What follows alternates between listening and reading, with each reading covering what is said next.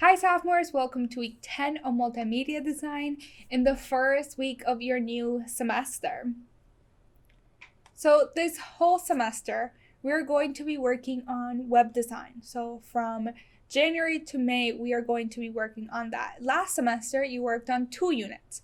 So we worked on your graphic design skills when you created your infographic. So we perfected those.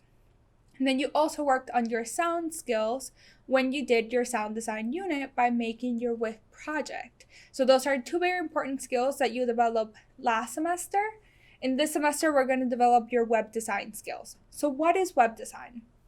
So web design is you bringing auditory, text, visual, illustrations all together to make a website. So you are creating this website. So the web component you can think about as like the coding, and the design is how it's going to look. So that is where your new skills come in. So you learned how to make sound, and your website is actually going to include sound. So you have those skills. And you learn your graphic design skills on how you can make illustrations, how you can make images, and that's really going to help. So web design is truly just multimedia coming together. Hence why this course is called Multimedia Design. So you're making different types of media. And in your last unit, you're bringing them all together as one. So let's talk about the goals of this unit. So what are we going to accomplish from January to May? So my goal is to bring together multimedia. So that is bringing together text, audio, and visuals all together to make a very strong website and to make your skills even better. We will also be increasing your design skills in visual, audio, and more. So you have a foundation. Now let's take it to the next level and let's just explore what else you can do. You will be learning HTML and CSS, which are 2 coding languages. And you will be learning about file organization. And soon you will figure out and you will find that file organization is extremely important when it comes down to coding. This sets the foundation for a working website.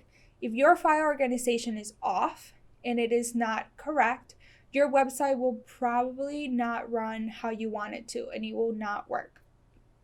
And the last part is to make a website that is meaningful to you. And we emphasize meaningful to you because this is a very unique project for each one of you. It is a project that is personal. You will be making websites about a leader in your community. This is personal to you. Now, the content of this website will be created in an effort with academics. So you'll be using the skills that you gain in your academic class in order to write the content of the website. So there you will be learning how to write the content that's going to go into each one of the different pages of your website. And I will be focusing on teaching you how to actually code your website so that by the end of the year, you have a website that has very strong content and it's coded extremely well and it's meaningful to you and it's something that you can be proud of. So when you think about web design, there should be 3 coding languages that come to mind as you're thinking about it. The first one being HTML, which stands for Hypertext Markup Language, which gives you the bare bones of your website. So it gives you the structure. So if you think about a house, like the wood, that's a structure. That's what HTML does. It gives you just a plain looking website. The second coding language that might come up to mind should be CSS, and that is Cascading Style Sheets. So this focuses on how your website looks. So how are things placed, your colors, your fonts, where things are moving, how it is going to look. So this is truly just the design component of your website. This is where you get in the people with your design skills, and that is how you reel them in to really love your website. So through the visual component. And the last one is JavaScript. So JavaScript allows you to make an interactive website. During this course, we will not be working on JavaScript, but it's still important to understand what it does and where it comes from. So now let's talk about what is your website going to look like. So you're not going to be completing all of these at once. It is a process throughout the entire semester to get you to this, but I want to give you a preview of what your website is actually going to contain. So the first one is a splash page, and this is just a welcome page. So it's what allows you to go into a website. If you think of social media websites, this is where you put your login information, where you put your email and password. We will not be requiring people to put in an email and password to enter your website, but you should still have a page that says welcome.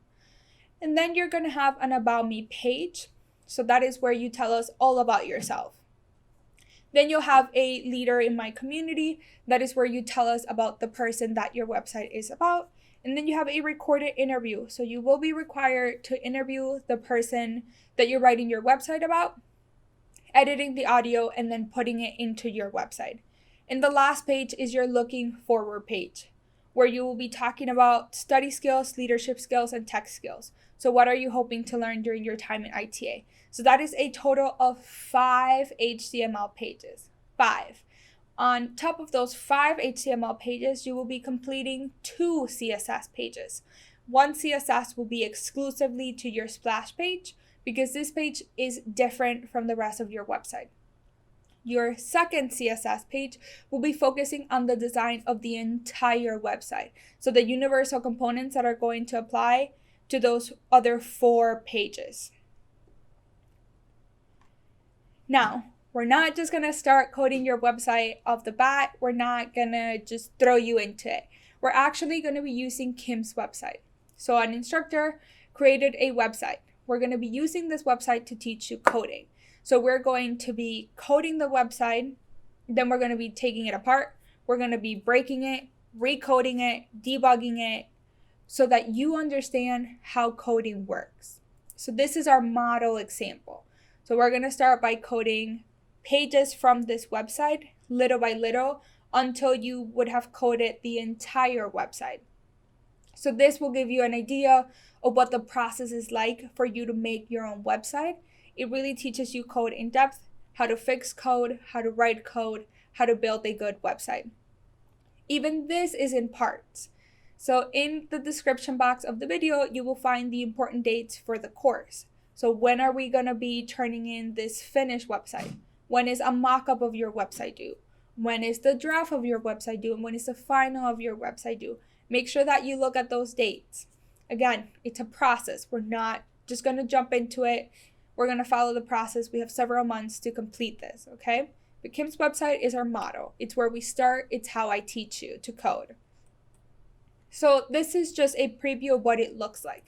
So she made a website about her mom, and that is why it has a banner at the top that says she inspired me. And this is her About Me page. You can see that she has a banner, she has buttons to navigate between the websites, she has a background, and she has colors into it.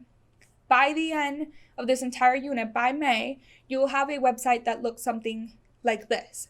And by the middle of the semester, you would have recoded Kim's website to look like this.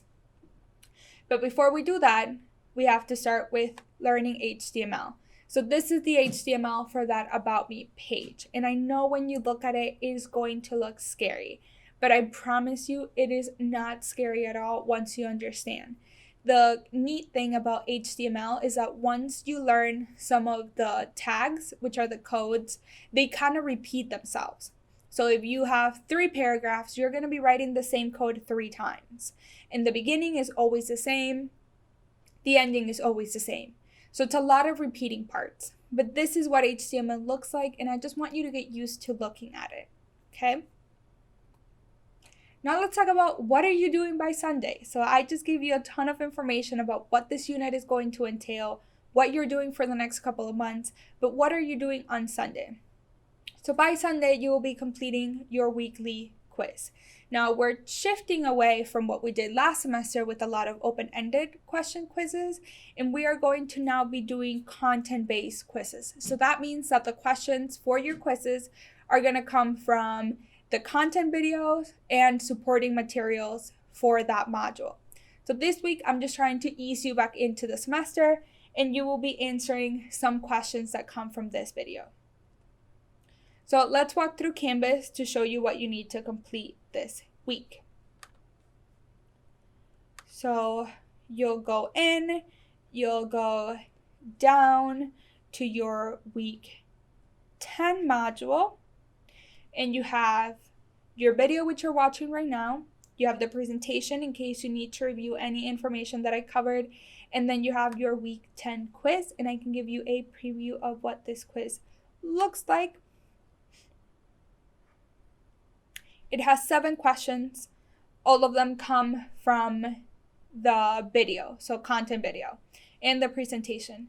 Now, one thing that I will point out in the quizzes as they start coming up, given that they are content-based, you will be doing things in your own words. So if I ask you, what does web design means, you should be putting it in your own words, not just telling me word for word what I said in the video, or going into Google and copying an answer.